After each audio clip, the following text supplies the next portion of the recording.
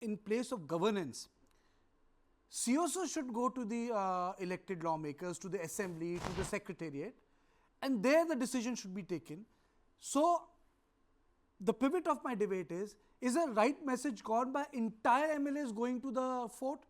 I think those organizations could have come to the secretariat, the seat of governance, where the elected authority of the state of Manipur resides.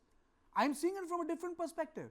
I am not saying that they should not Okay, meet, I and understood, I Kartikeya. never said I that. I never understood, said Kartikeya. that Biren Singh has not met them or doesn't want to meet them. No, I did not say that.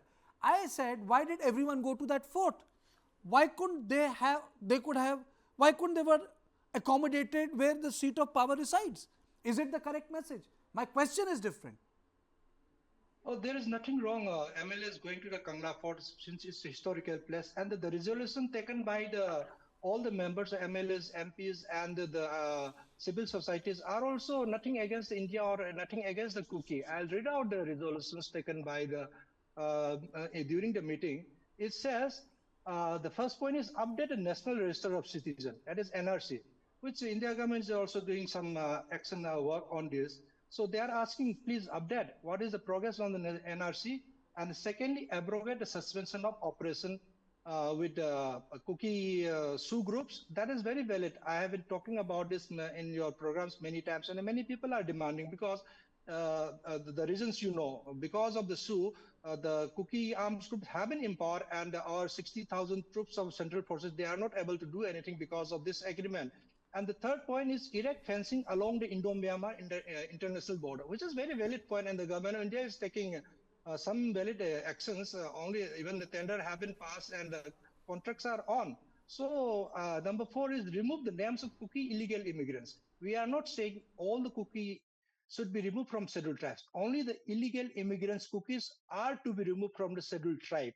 And the number five is the replace Assam Rifle with Central Security Forces, where and some of the forces haven't replaced, some units haven't replaced as per a request or a demand by the government. So these are nothing against the policy of India government or nothing against the Kuki community.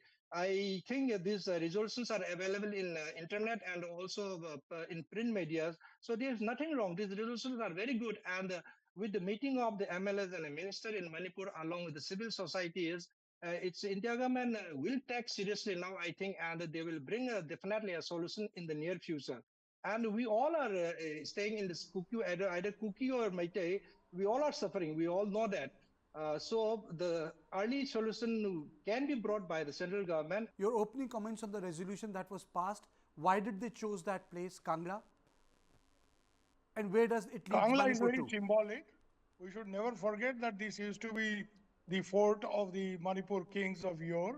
Secondly, if you recall, the big demonstration by ladies who undressed themselves, when they were fighting against the alleged rape and death, murder of Hangjam Manorama, that also these ladies went and demonstrated in the Kangla fort.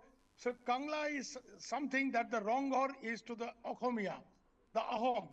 If you remember, the Alpha was born in the Ahom, fort, which is called Ronghor, Ahom temple, which is Ronghor, uh, which is very famous for being the seat of the Ahom Empire. So this is very symbolic that this is in Kangla. But the very important thing that General Siwach is raising is that this is what Marx had said, the state is withering away. Where is the state? Here, it's exactly like Assam 1970s and 80s, when the ASU had completely taken over the movement. In fact, the government of India had to sign the agreement with ASU and not with political parties in Assam. It's a different thing that the ASU went on to make, the Assam Ganaparishad originated out of the ASU.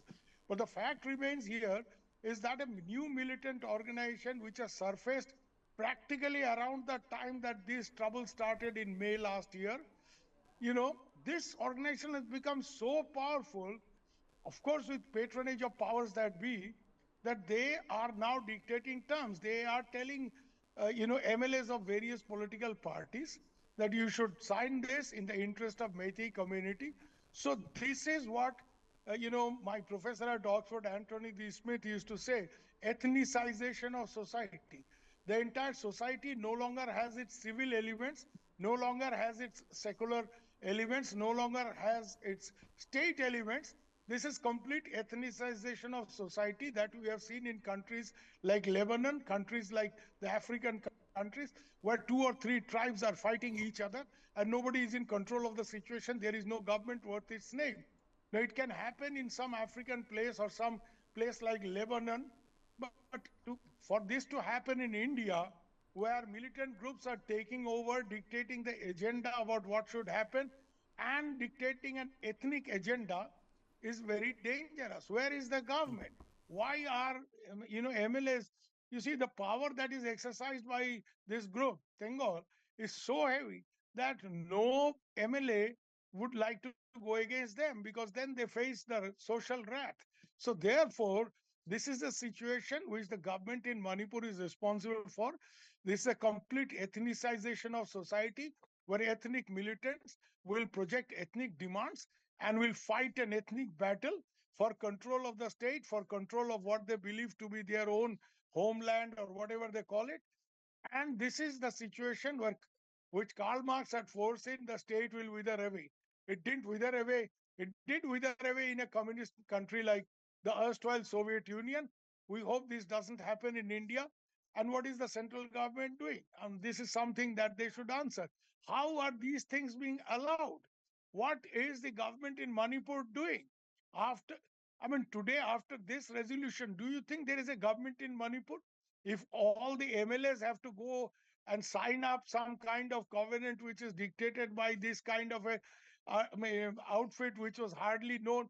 Now, some people who support this organization will say nothing is there against the government of India. The fact is that the government of India today is expected to listen to something that is passed by a non-state actor which has no real political legitimacy.